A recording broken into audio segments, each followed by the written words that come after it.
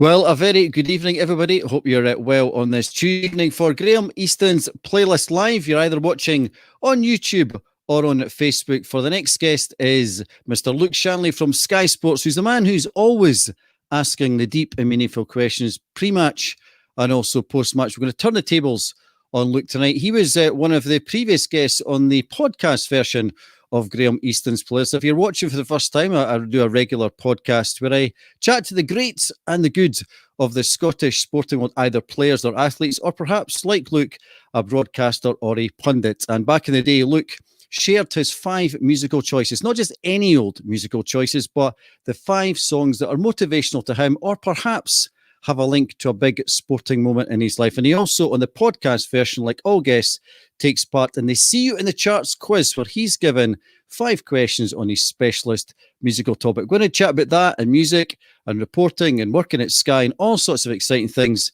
this evening. And you guys are very much part of the experience, as you can post a question for Luke in the comments. So get involved, whether on Facebook or on YouTube. And we're all broadcasting live from the Well Podcast Studio. Keith is there pressing all sorts of buttons. I have no idea what they do. And a wee nod to tomorrow, if you're watching on Tuesday, because tomorrow is a hashtag We Make Events, the whole of the events industry, which has been decimated across the world, never mind here in Edinburgh or in Scotland. So whether you're talking about sound or vision or staging, festivals, football events, rugby events, all the industries coming together, and you'll see around the country lots of those venues lighting up in red to show their support, to get the government, everybody else, to really appreciate all the fantastic work that goes on, which we sometimes take for granted at sporting events and conferences. So show your support. It's hashtag We Make Events. Get involved tomorrow. You'll see it all across social media if you're watching this on Tuesday, which means it Wednesday is We Make Events. So let's get back to tonight on Graham Easton's Playlist Live. And let's bring in Mr. Luke Shanley, looking resplendent there in his lovely little cupboard there. So how are you doing tonight, Luke? Very well, and getting used to this as well, doing a lot of interviews and chats and whatnot from my kitchen table. So yes. New norm, that's for sure. I've got to say, Luke, it's a very posh kitchen. If that's your kitchen, sir, that's looking amazing. You've obviously tidied it for us tonight. Yeah, that'll be a first. So yeah, it is one of those things where you have to kind of think, what's my background going to be, and if it's just it's very bland tonight. So my apologies for not being more exciting, but it's fine. So if you are watching for the first time, we've done quite a few. Last week we had Archie Macpherson, the broadcasting legend, like Luke Shanley. We've also had Shelley Kerr, the Scotland's women manager, and the format is very simple. We chat to Luke about sports and music, but we also want you guys who are watching to post a question in the comments. Keep them about music if you can, or perhaps something to do with football, or something you want to know about Luke's job when he's reporting at the likes of Sky Sports. So we'll keep the chat open, and we'll put the best ones on the screen for Luke to answer during the evening. So as we're doing this live, Luke, we're still in this COVID situation, and as we just alluded to in the intro, the events industry, which does obviously include professional sport, has been absolutely decimated. But for your kind of job, has there been a massive change for you, or have you still been asking the same old questions, but perhaps in a slightly different environment? Has it been a big change for you, Luke, or not really? I'm certainly asking the same old boring questions, that's for sure. But in all seriousness, yeah, I think at the start when there was the lockdown, I was sitting, in a position here on my kitchen table doing a lot of interviews with various people, and the news was kept going with how will the Scottish Premiership season end, etc. So there was a lot of news. You were just covering it from your kitchen, basically. But when the football came back, then it meant you were able to get out and about again. And yet things changed because you have to be socially distant with players and managers that you interview, both as a preview to build up to the games, but on a match day as well. So yeah, it is different, but it's at times like this where you realise how lucky you are still to be able to go and watch football. And yeah, it's not brilliant without fans, there's no doubt about it, but you're still able to go and get to the games, and that's when you realise how lucky you are, that's for sure. Yeah, we'll come back to kind of the art of reporting, whether it's COVID or non-COVID.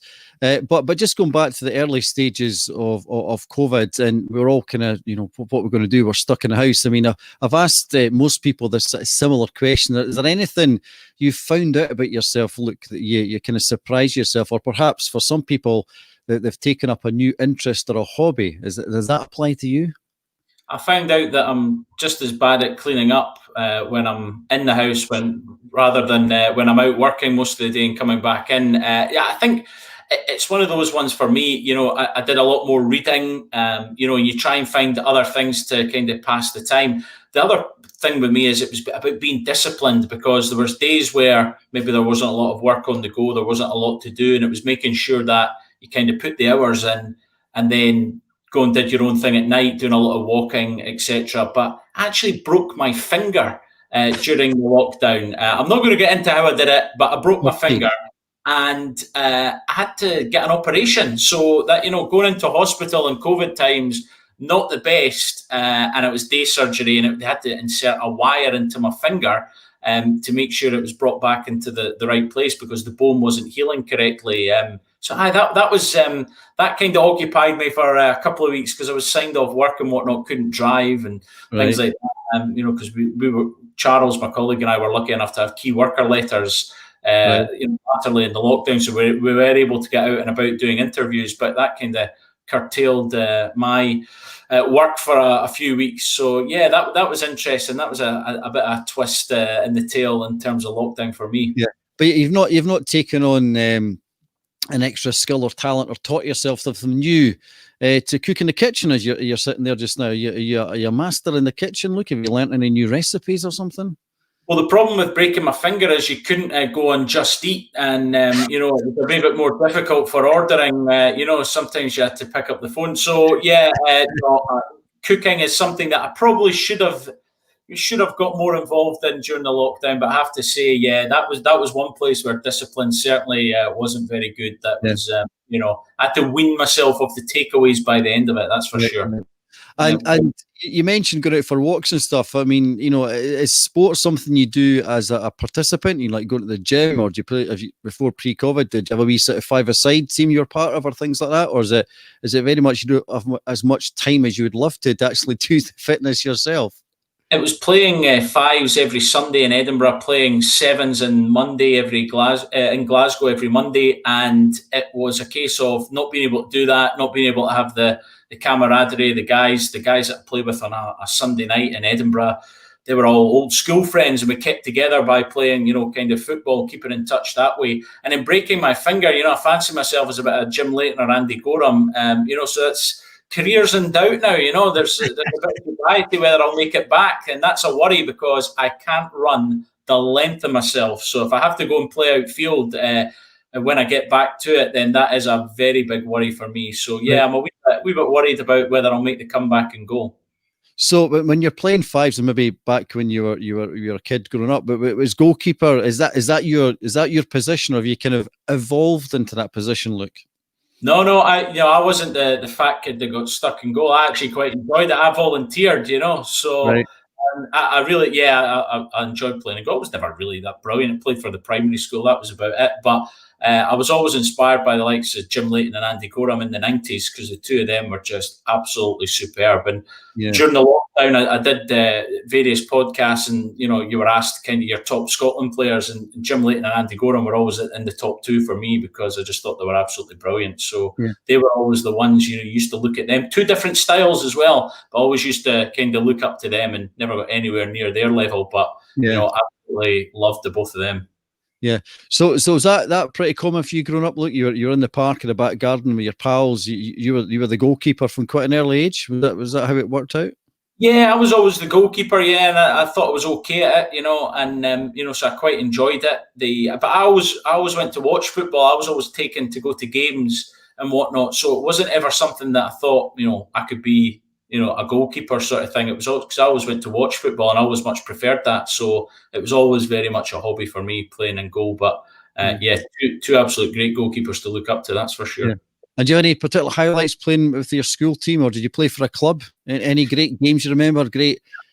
Great saves that he tipped over the bar, and penalties. Anytime you didn't drop it in the net, always good for a blunder, but always good shot stopper as well. So cross balls nightmare, for me. But yeah, it's. I think the problem was you'd be in primary 4 playing in big 11-a-side goals, and that back in the day, 7-a-side tournaments, our school always excelled. So, it was just. I think it's always difficult for young goalkeepers to get the confidence when they're putting them in 11-a-side goals. I still think that nowadays. Yeah. So, dented the confidence, that's for sure. Yeah, and back in those days, the goal nets were always the right size, unlike they are today. That was an amazing story that other week there with Jose in Tottenham saying, these goals are not the right size. I mean, primary kids for years have been saying the goals are the wrong size. Well, I always remember the one 98-99, the last ever Cup Winners' Cup tournament, and Hearts played Real Mallorca, and over in Mallorca there was a big issue about the goals and were they the right size, and at one end they were one size and at the other it was different, and there was a protest. Hearts put in a protest, I recall, and they didn't win it, and I think they had lost 1-0 at Tynecastle in the first leg, drew 1-1 over in Mallorca, and in the end Mallorca got to the final, the last ever Cup Winners' Cup final. They played Lazio at Villa Park. It could have been also different, but so not uncommon actually. When I saw that, that would bring back memories during the week. I actually have a running joke. My brother Keith and my cousin Greg, when the odd occasion I get to go to a game, and it started about 10 years ago, and the players had done their half-time warm up, the subs, then the referees and the linesmen come out. And the linesman also run to the goal nets. I think, why are they checking? What could possibly go wrong with the goal nets? What are they checking for? And now I have to admit, I'm going to have to put that little pet hate to bed after what happened last week with Tottenham. Right, so if you just joined us, welcome along to Playlist Live. You're either watching on Facebook or on YouTube with Sky Sports reporter Mr. Luke Shanley. If you want to pose a question to Luke, the man who's always asking the deep and meaningful questions, you can turn the tables on Luke, ask him anything you want about football or reporting or music, because that's the premise basically of Playlist. We talk about music, which we'll come on to very, very soon with Luke. So get involved, post your questions, and we'll post the best ones on the screen for Luke to answer as best as he can. So we'll have a wee diversion away from football for just now, but we'll go back in time, Luke, and your time growing up in terms of the first time you kind of got into music. Now, the statistics tell us, or the nerds tell us, that roughly you're kind of 13, 14, 15. That's the year for most people when you kind of get into music, you find your sort of niche, you find your tribe. Was that the kind of same for you? Was there any particular bands or artists that you kind of got into at any particular age? Well, my mum and dad were very much into soul music, Northern soul. So you kind of grew up in those sounds, and a lot of the 60s, 70s, 80s stuff. But I think it was probably when I got to my late teens and I started to get into some indie music and whatnot, and radio stations like XFM, as it was called at the time. I think in the kind of mid-2000s, there was a lot of good indie groups that came through, and that's really when I started, kind of evolving my musical tastes back then, absolutely started to really get involved in listening to a lot more music. But, if you think growing up in the 90s, you had the Britpop that I would say I didn't really appreciate at the time, but sitting here now as a 36-year-old, and it was a tough paper round, you kind of appreciate it a lot more now, Oasis and Blur and Pulp, etc. But it was probably in my late teens, early 20s where, I started listening to a lot more indie bands, etc. Yeah, and do you remember the first piece of music you bought? Now, for you, look, it may have possibly been still on vinyl, but maybe it was CD. Do you remember the first one you bought, or maybe you're given as a gift? It was CD. Come on, I'm not that old, but it was definitely CD. I can't recall specifically, but there was always probably the compilation CDs, etc. at the time. Yeah. You would listen to a lot of the poppy stuff on, maybe say disc 1, and actually disc 2 is where all the good indie tracks were. And if you go back nowadays and listen to them, then you would certainly pick up disc 2 before you would pick up disc 1.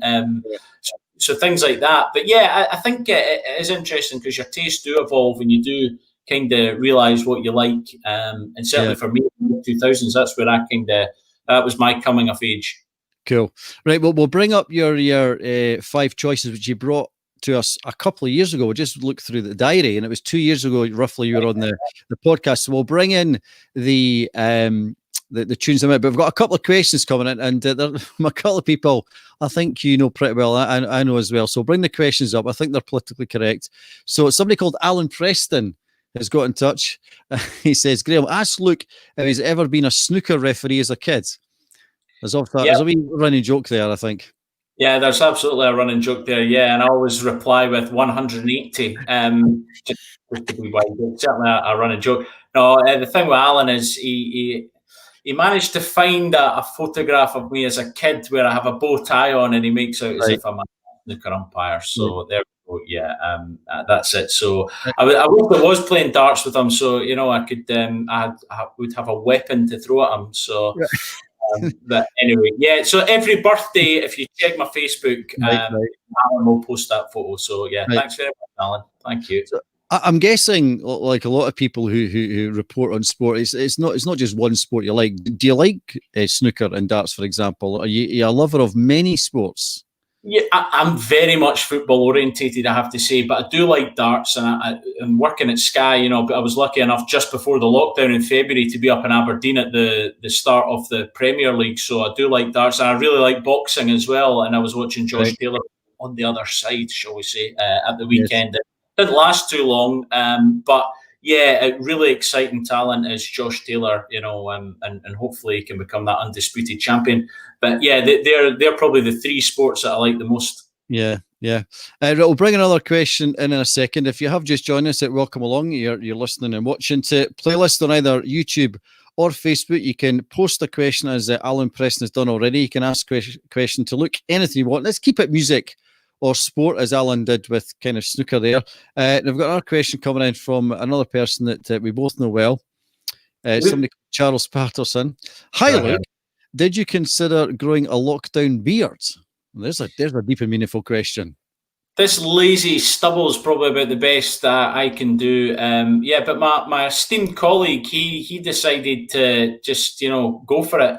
Fair enough. Not my cup of tea, I have to say. I get to the itchy stage about 5 days in and just have to have a shave. I can't deal with it. But Charles has given it a good bash. That's fair enough. But not for me. I still have that sort of old style ethos. When I used to work in the bank in a previous life, and it was always shirt and tie, clean shaven every day. So a wee bit lazy today because I'm off today. But no, I couldn't go that. No way. Yeah. But fair play to Charles. He's kept it going.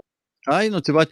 Is there any advice or subtle advice you're given in terms of broadcasting as what you should actually look like? I mean, it's one of these ones I've never actually thought about. I mean, I suppose it's your own style, but is there any sort of knowing look sometimes maybe you need to have a wee shave or anything, or is it very much you are who you are? Yeah, I think certainly nowadays it's you are who you are. When I first started, the advice I was given, and it wasn't a diktat, but it was very much advice. Get a shirt and tie on, get the suit on, and be clean shaven every day. And that's just something that stuck with me. And as I say, in a previous life, I worked in a bank, so that was something that I always did anyway. And I still feel more comfortable with that. Any game I go to, and you saw me at the Israel game last month, shirt and tie on. Whereas kind of at Sky now, they've relaxed that, and people are more. It's more casual, smart casual now, and it's because they want people to feel comfortable within themselves, and that's great. That's brilliant, and I think a lot of people brings a lot of different styles to the productions, but for me, it's still wearing a wee bit old fashioned in that respect. I have to still wear my shirt and tie and my suit. No, I'm with you on that one. I think it's good to be smart. I think it probably comes across, more professional. Right, some great questions coming in. We'll come to the music. I keep saying that. We'll come to the music. Luke chose 5 bits of music in the podcast version. We're going to bring them up on screen, and Luke's going to chat them through in a minute or two. And he's going to say, "Nah, I would ditch that one now. That's too old, or maybe keep them." But we'll come into that in a minute or two. We've got a couple of questions coming in, so we'll fire them in just now. Martin Wallace is saying, "Hi Luke, how many clean sheets have you had at the Sunday five-a-sides?" I'm guessing this is somebody in your team or somebody you play against. He's having a wee dig here, is he? Yep. Mm-hmm. And he knows the answer, so no need for me to play up that. Yeah, I think just try to think. Clean sheets, 0. So there we go. Yeah, that answers that. It's very awesome. Right, we'll bring our question from Craig, who's got a more sensible question, I think. So thanks for tuning in, Craig. Is Luke getting involved in transfer deadline day next Monday? Jim Whitedale, we could spend hours talking about this one. I mean, it's become a bit of an institution. It's one of these things, perhaps for some you either love or hate, and the cynics would say, "Oh, it's just Sky creating a bit of content or whatever," which you might say, "Well, fair play," but are you involved in any way, or is it top secret just now? Where you're going to be hiding? Which car park you're hiding in, Luke? Well, I think the fact is people watch it. So whether it's built up or not, it's people watch it because they're interested in what's happening. So it is a very important day for Sky Sports News, and it's probably the best and worst day all wrapped into one, because if you've got transfers going on, if it's exciting, if something's happening, then absolutely brilliant. You are on it. The adrenaline's pumping. It's great. If it's a bit slow, then you've probably got a long day on your hands, and it makes it more difficult. In terms of this Monday, I think the difficulty is going to be obviously with COVID. It will not be the done thing to chase people about car parks and trying to get interviews outside stadiums or inside stadiums. So it's very difficult. And that is one thing that COVID has certainly put a challenge on, how we, still put on a good production of a day like that where people will be watching, and we have a duty to our subscribers to make sure, you're on it in that respect. But how do you do that in a responsible manner? And I guess you're probably looking at clubs helping you out, but that's not always as easy as that, because some deals are, they need to keep them secret, or they need to get them over the line before talking about them. So, yeah, it's going to be a challenge on Monday, and I should be involved. I know Scotland are doing a lot of their preview ahead of a massive game against Israel, so I'm going to be involved in doing some of that. So I don't know how involved I'll be in transfer deadline day, but yeah, certainly one that the channel still wants to go big on with regards to transfer deadline day, but just it'll depend on safety first. Yeah. And let's take the scenario which might not happen in COVID times. You've got a gathering of young scamps, some young teenagers, like, oh, there's that Luke for Sky Sports, and the crowd behind you. You've had to deal with that kind of thing. And if you did, Luke, would you be able to put your best school teacher vibe on and say, "Go away, young man, I'm about to go live"? How would you deal with that? Or have you actually had to deal with that, Luke? Yeah, I've had to deal with it, not just on transfer deadline day, but just in general. And you have to be careful, because on television you're bound by Ofcom rules. So you have to make sure that there's nothing untoward going on in the background, shall we say. You have to be responsible when broadcasting. And sometimes those young scamps do like to be a bit mischievous, shall we say. So you do have to keep your wits about you, put it like that. You're just conscious of what's going on in the background. But obviously, in COVID times, you can't really have gatherings, and it would be unsafe to do so. But there has been a couple of incidents in the past, and I remember an incident outside Tynecastle once, where it was a Hearts under-20s game actually, and it was during the really difficult times as before the club were going into administration, and so the fans gathered just to hear what was going on, because I think they had avoided a winding up petition because of a tax bill, and Hearts fans were coming into the under-20s game to pay in to help, and a real good backing, and some fan jumped on my back and started shouting obscenities as I was live. So the challenges. I mean, that getting done by a sprinkler live on telly at St Mirren, you have to deal with it all, that's for sure. Yeah. Right, we could chat football and behind the scenes chat, which we'll probably come back to, but let's come into the music, which is half the premise of playlists. If you've just joined us, each guest gets to choose on the podcast version 5 bits of music, 5 that are motivational to them, or perhaps have a link to a sporting moment in life, or perhaps one they have on maybe their gym playlist, or ones maybe in Luke's case he sticks on in the car when he's driving up to Dingwall to cover Ross County.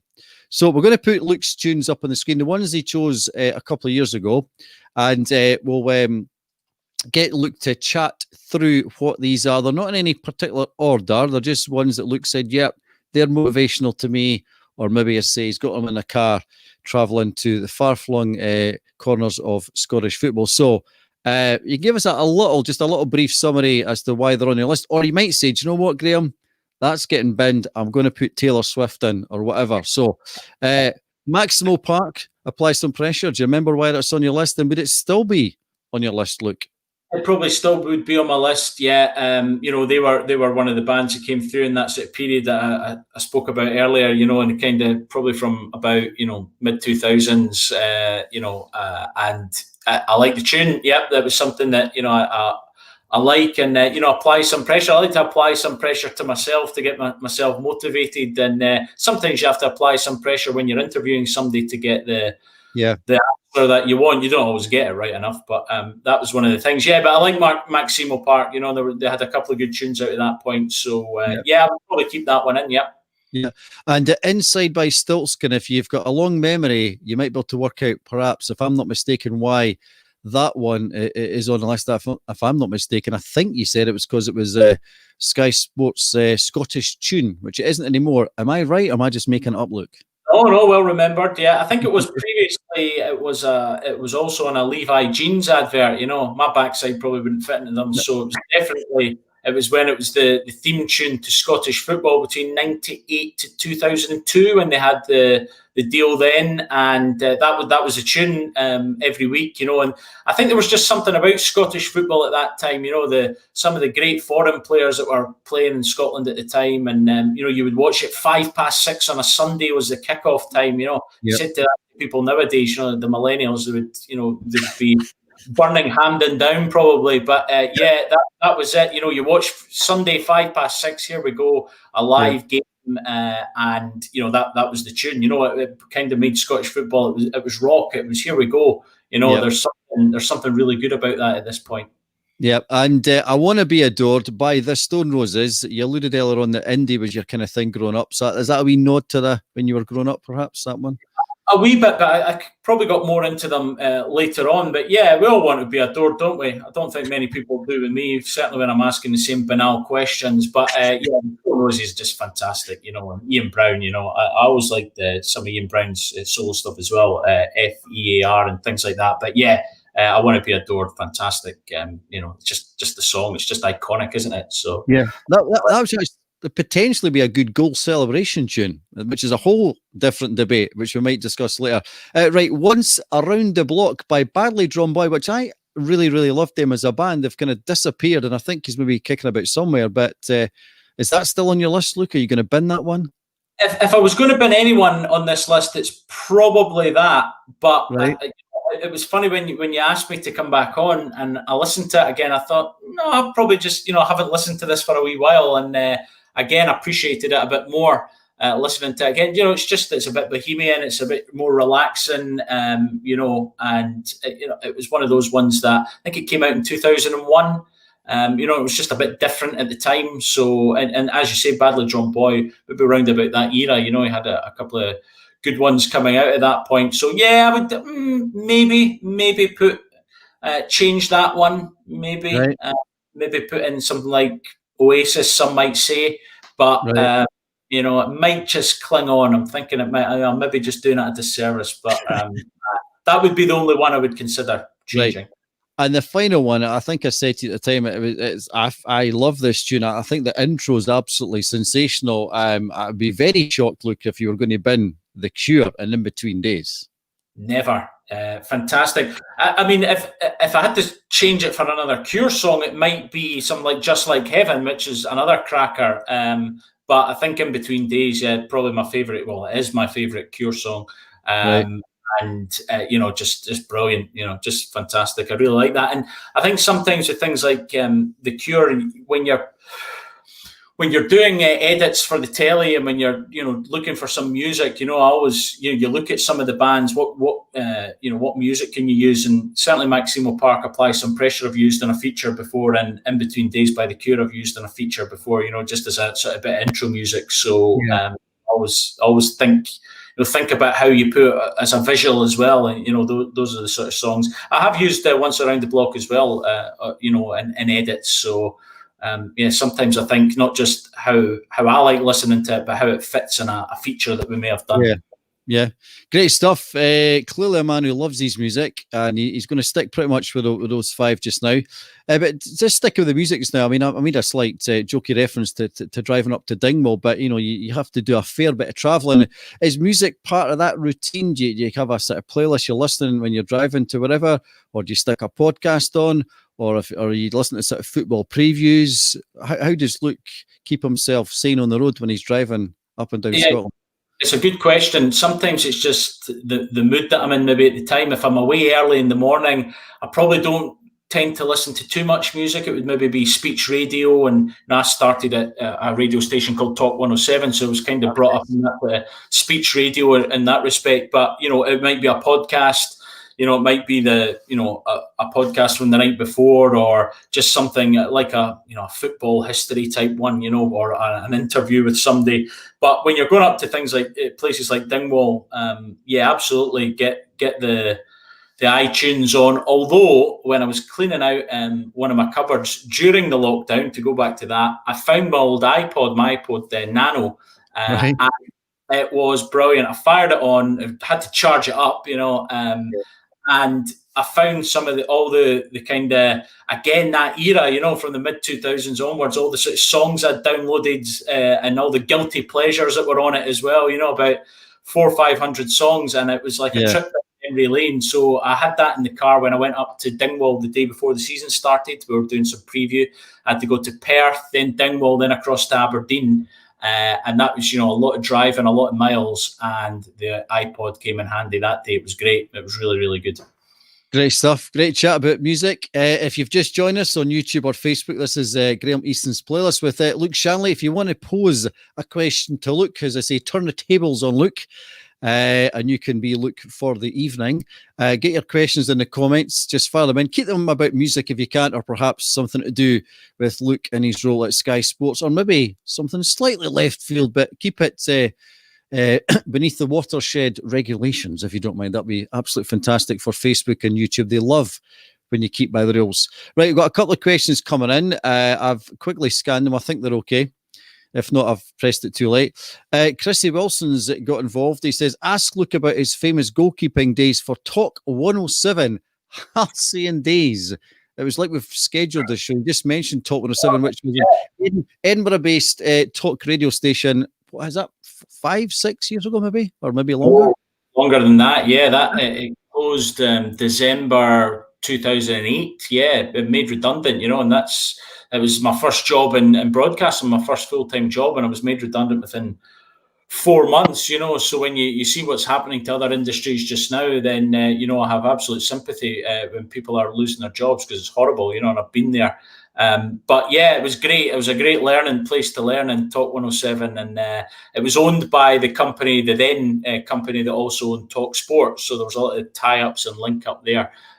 So that was good. It was a great experience. But we had a football team, and on that team was young Chris himself, but also, and he was our legs. He was give the ball to him when we're all tired. I was in goal, to be fair, so I didn't do a lot of the running. But a legend that is Jimmy Sanderson playing for us, and that was an experience. I did get the hairdryer treatment from Jimmy a couple of times for either not giving him the ball or giving him the ball in the wrong position, and he once lost it and the opposition scored, and I got a verbal volley from Jimmy, and that just kind of that kind of, you sort of set the tone for some of the games, and it just kept you on your toes. Make sure you don't give Jimmy in the ball in the wrong position, or make sure you give him the ball. So yeah, Jimmy was certainly a good teammate in that respect for getting the message across. But we won the league that year, so quite happy with that, But when you said the hairdryer treatment, I thought you were going to say that you gave it to Jimmy, because Jimmy, if I'm not mistaken, had a fine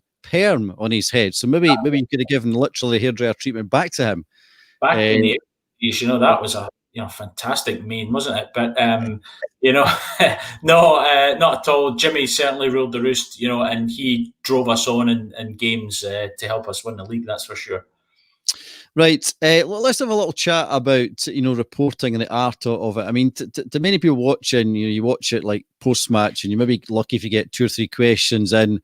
and folk are probably expecting the sort of standard sort of questions. I suppose that's your role to kind of do that. But any great memories of questions which have maybe not come back the way you were expecting the answer to come back? You've maybe asked what you thought was a fairly standard question, but for one reason or another, the manager or the players just not giving you something back, or just giving you like a one-word answer. They've gone in the huff, kind of. Yeah, I remember once with Brendan Rodgers, I just think it was my kind of bad patter that he didn't get, of which we had a chat afterwards and he accepted that. But yeah, it was after an Old Firm game. They had won 5-1, and Moussa Dembele, who hadn't really been starting too much because he had just signed, Lee Griffiths had been playing and Lee Griffiths was injured, and Dembele scored a hat-trick, and I said something like, "Oh, Lee who?" After that performance, and he didn't take that very well, so yeah, you realise that you had to basically play a straight back. You couldn't try and be a smart aleck in interviews with Brendan, but that did that was one that didn't go down too well. I do remember a kind of one with Colin Calderwood at Berwick against Hibs in a friendly, and it was at the time where clubs had made approaches, Nottingham Forest, Birmingham City, to try and kind of secure his services. And in fairness to Colin, he never ever said that he wasn't interested. He could have lied and just said, as managers do, that, I'm committed here, blah, blah, blah. But, you could tell he was interested in the role, and it was my job to try and get him to say that. And after a friendly, we couple of questions on the game and then kind of fired right in. It was in my freelance days. I was a lot braver back then, and kind of fired in. He wouldn't answer it, so 5 questions in a row. I just kept asking him, and he didn't like it. And then he said, "I just want to talk about the game." So I said, "What about the game?" He gave me a rubbishy answer and then stormed off and didn't do any other press that day. He was annoyed. So and I think it actually reflected worse on him, than it did on me. So sometimes you have to, as a manager, it's probably as well better playing the percentage, I would say. That day, and I don't think it reflected well on him, but he was man enough to come up and apologise the following game, the following friendly against Livingston for Hibs, where I was there. And I think in fairness to him, he could have lied and said he wanted to stay and he was committed and all that, but you could tell he wanted to go, and his family were still down south. And I think fair play to him. He could have stood up and give all the usual answers that managers give, but he was trying to maybe not necessarily be honest, but he didn't want to say what he really felt. So but he also didn't lie at the same time. So he just was irked by the fact that I was like a dog with a bone that day. Yeah, and I suppose one of the challenges you've got for people in your job, and they kind of broaden out to sort of printed journalism as well, that on one hand you want to kind of be as pally as you can, or have a strong relationship you can with a manager or a player, but you've also got to have that distance, so you can ask the cold question which everybody wants you to ask about transfer speculation or something like that. I mean, that must be quite a delicate balance at times to get close enough, but also not to do that, to devalue what your job is, to get a good quality quote, I suppose, at times. Yeah, I think it is a bit of balance, and because you're dealing with the same people nearly every week, then it's difficult sometimes to familiarity sometimes breeds contempt on both sides. So you do have to kind of try and take a step back at times, But for example, and that I'm a big Scotland fan, because you and I have been jumping about at Scotland games together when certain goals go in. But I think when I was over in Kazakhstan doing Scotland when they lost 3-0, terrible result, and it was really bad. And you felt sorry for Alex McLeish in a way, because the team were poor.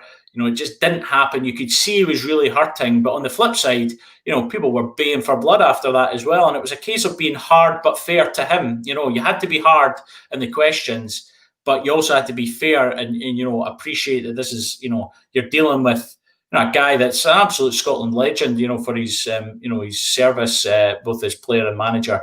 And it was a case of, you had to ask the difficult questions. Does this put your job under, are you under more pressure now? Not should you be sacked, how much pressure does this put you under, and trying to not soften the question, but ask it in a responsible way. So, there are difficulties. And of course, with Scotland, there's more of a chance to be a bit more partisan yourself. When you do a lot of club games, you leave your scarf at the door. But for Scotland, you're very much, you're just as involved as anyone else. But you do have to get the right answers, and you do have to ask the right questions, not be a fan. Yeah. But with Scotland, you can show you're hurting a bit more because you know that the people watching are going to be hurting as well. Yeah. I mean, you're a fan, and we've sat together at Scotland games. Me doing the announcer, you doing your Sky reporting, and we've told this story a couple of times before about the famous game Scotland 2, England 2. Griffiths scored a couple of decent free kicks near the end, and the place went bananas. And you jumped on top of me, and we kind of lost our inhibitions, but in a good way. But when you're sitting watching the game there, I find people say, you're fortunate, which we are, and we were both fortunate to watch the Scotland-Israel game, which not many people did. But you're kind of got to go and sit in professional mode, and you were kind of sitting in front of me, and I think you were kind of scribbling away. You've got to concentrate, and it might seem quite simple, but just wee things that that could make for a good question later on, because that may or may not be a significant event as the game pans out. But a very fortunate position. But do you have a sort of plan or a strategy in terms of how you prepare and what you do during the game in terms of getting your post-match questions ready? Yeah, I think I like to take notes of sort of every match incident. It's not necessarily to refer to them again. It's just by writing it down, kind of implants it in my memory, sort of thing. So that I like doing that, and I just like keeping notes, maybe a penalty appeal or a dodgy handball, which nowadays seems to be the norm.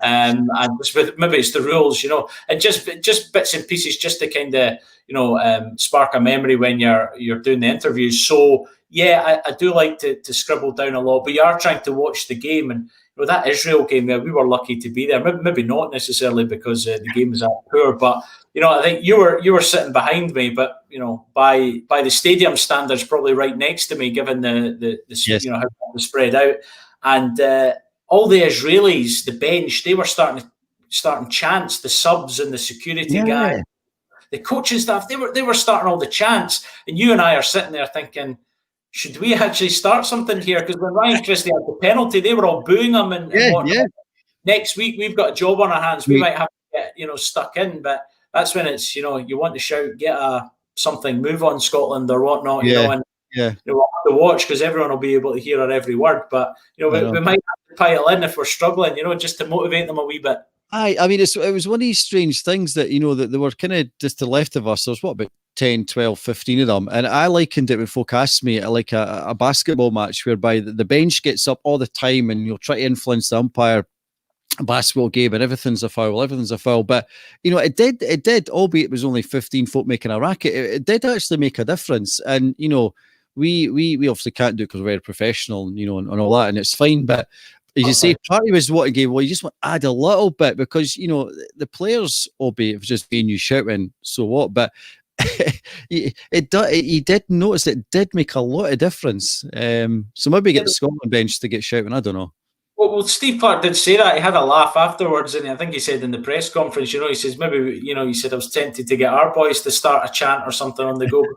In fairness, you did notice it in an empty stadium, they were claiming for everything, they were booing, and not necessarily a bad way, but the fan inside me kind of started getting infuriated, thinking, right, who's going to kind of stick up for us here, Next month it's going to be a big, well, it is next month, next week, the playoff game, that's the big one that, you need all the support you can get. And it's a shame because, it must be the same for you at Hampden. You kind of feed off the crowd, and certainly when you're trying to G the crowd up, and it works both ways. And for me, doing the game, watching it, and I'm a member of the Scotland Supporters Club. I still pay my money and, go to games when I'm not working. So, that is what it's all about. And you do, it just gets you up for it. I think that's probably the worst one I've been at Scotland-Israel because, that was the Nations League game, so it might not have been necessarily a sellout, but there would have been at least half full at Hampden.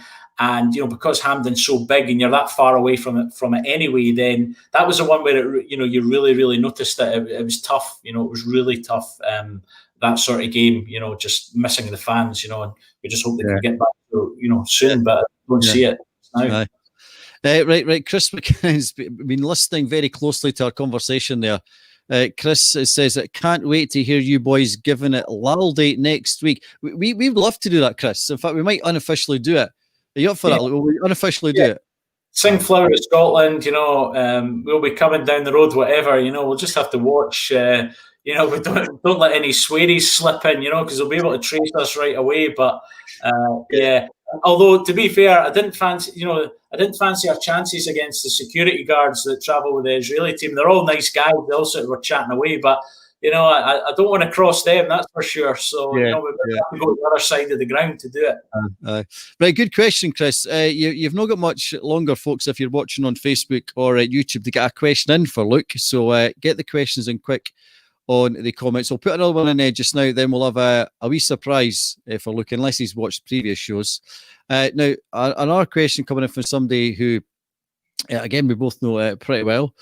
Mark Donaldson, who you know well. How big a shock would it be if the mighty Hibernian lost to lower league opposition in the Scottish Cup semi-final next month? Now, Mark's having a wee go. Hearts are playing Hibs, if you don't know that, in the last year's Scottish Cup semi-final. It's I think it's live on another channel at the end of October. Big game, as they always are. An interesting game with no fans, or maybe just me and you. That'll be interesting. Hearts Hibs with virtually nobody there, Luke.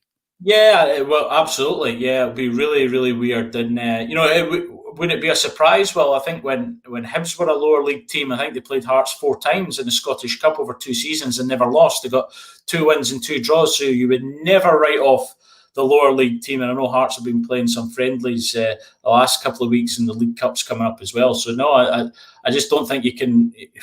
There's never a favourite. You could go through all the old cliches, but you look at it, it's really interesting going to Hampden, because for so long Fortune favoured the home team in Edinburgh derbies, but I think the last 7, the away team's unbeaten. Hibs have won the last 2 at Tynecastle and drew the one before that. Hearts have won 3 at the last 4 at Easter Road, and the one they didn't win, they got a draw. So it's really weird. So I don't know Hampden, who favours Hampden. Who will be the favourites going to Hampden? I don't know. I think it's going to be interesting. I just think it's a real shame no fans, because that will make it difficult.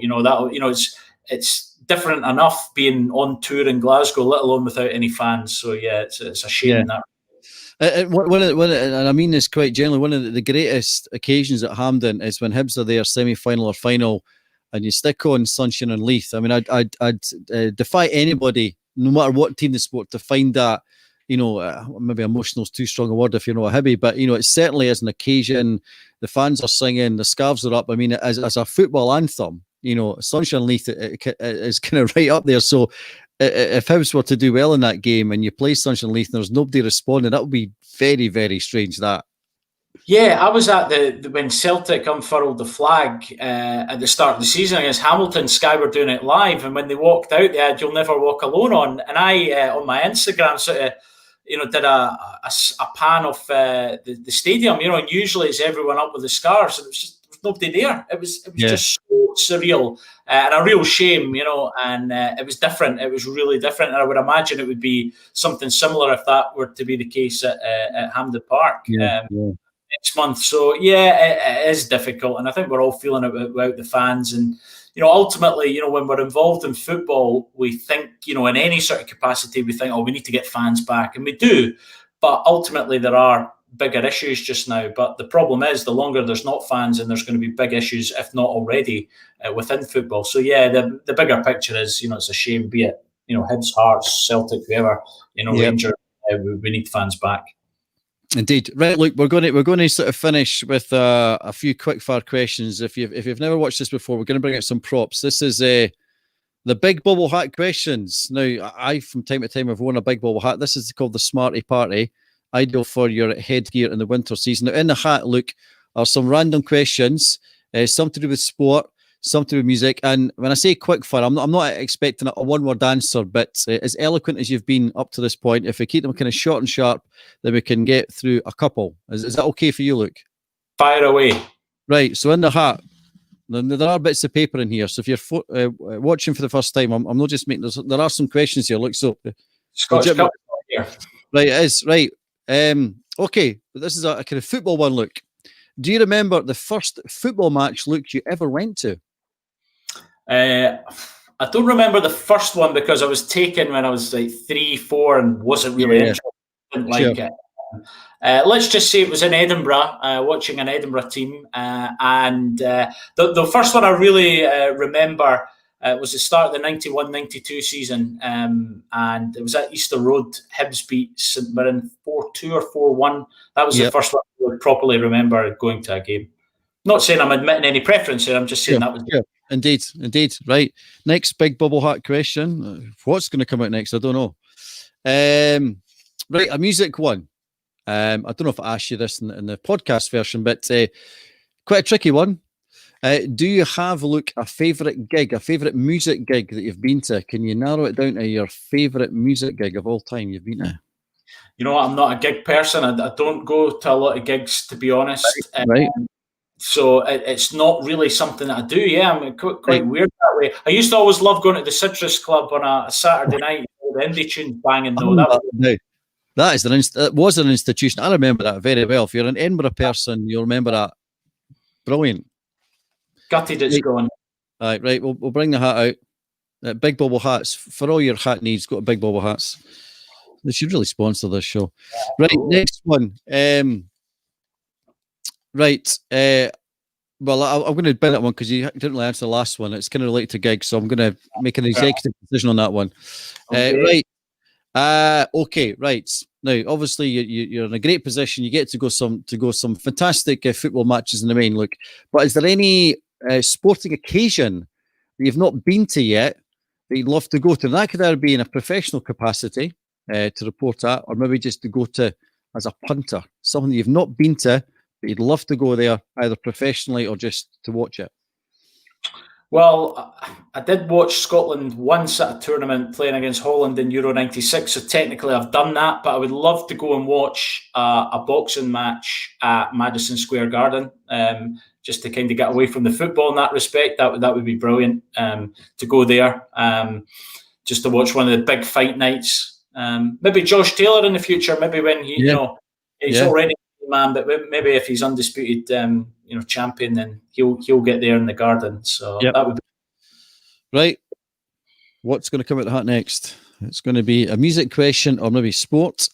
Right.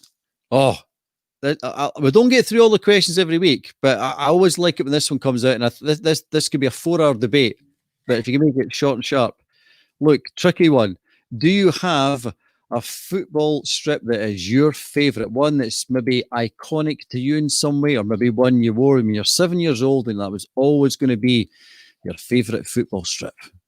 I have been collecting strips during lockdown. Right. The credit card's taken a bashing just to kind of, I got a bit OCD with the collections. So I got a couple of decent ones. But my favourite one I had, I'll rather than be, rather than go with club, I'll go with country.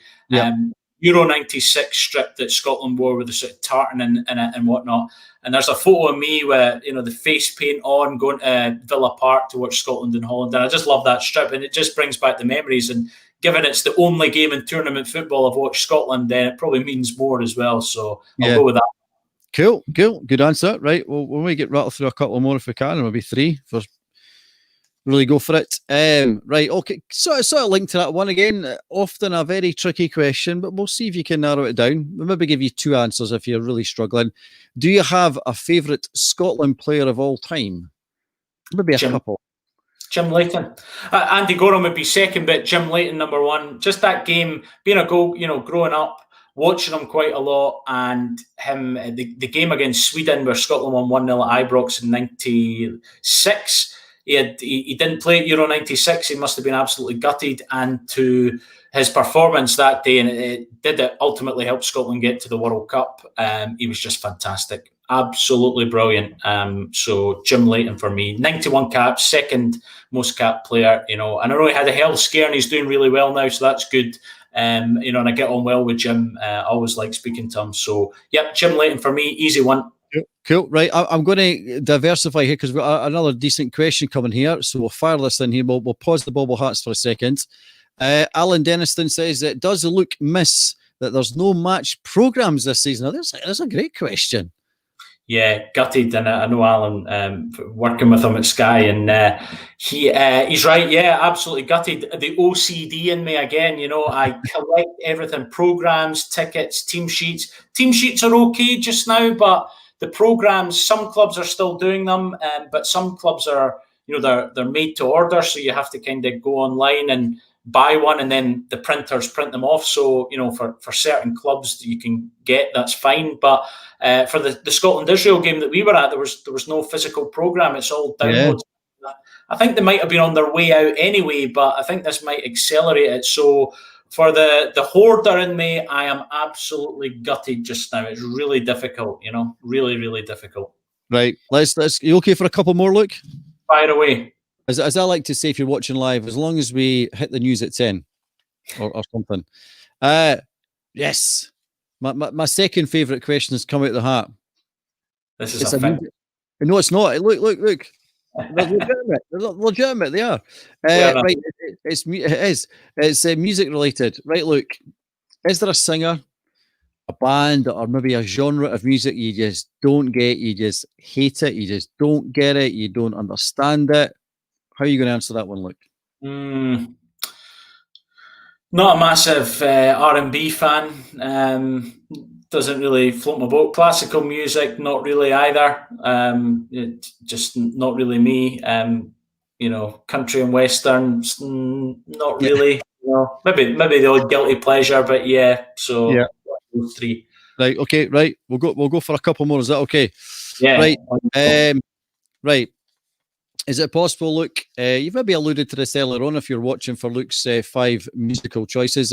Your favourite band or your favourite artiste? Is it possible to narrow that down, Luke? Difficult. As I say, there was an era where I really liked a lot of different bands coming through.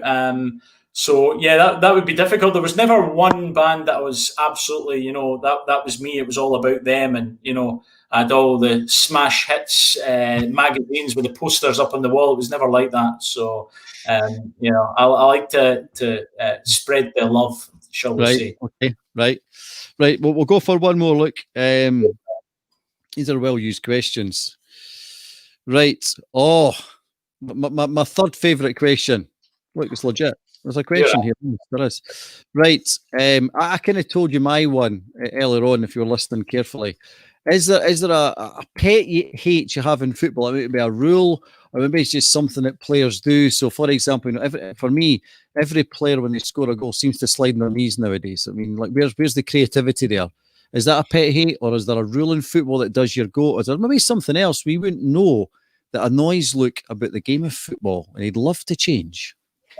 Just players that like to slow the game down, obstruction and whatnot. And I guess if it's going for your team, you want them to slow the game down or run it into the corner, or stand. But it's the ones that stand in front of the ball at a free kick or something. And when the person trying to take the free kick goes and hits the ball off them, or pushes them out the way, they're the one that gets in trouble. If the referee does their job and gets them out the way in the first place or books them. I think maybe 10, 20 years ago, there was a trial, and I think it was like the Johnson's Paint Trophy in England that, if any player did that, then the ball moved forward 10 yards, you kind of got penalised for doing that. So, yeah, the people that try and obstruct and slow the game down, just really frustrates me. Good answer. Right, we could chat a lot more. We're going to have to finish off fairly soon. But for those that have been watching, thank you for doing so. Before we close up, we'll have a wee final word with Luke. But for those that are watching for the first time, we've got a few more stored in the bank. So in previous episodes, we've had the likes of Scotland Women's manager Shelley Kerr, who, like Luke, very big in her music. It loves a bit of the 80s. And a slightly left field, but a fantastic chat with Peter Dixon, who I worked with at the London Olympics in 2012 doing the beach volleyball. He is the voice and was the voice of X Factor. Fascinating character. So you can listen to him alongside Tam Cowan, Scott Hastings, and Kirsty Gilmore, and Paul Mitchell, who from the world of football commentary and rugby and many others. And next week, we're going to chat to David Duke, who is a fantastic character. It should be David Duke MBE. I've done him a disservice there. He is the man behind Street Soccer Scotland. He is one of the only men to have managed a Scotland team winning the World Cup, and that is the Homeless World Cup in Copenhagen. I think it was back in 2017 or 2016. Fascinating character, loves his football.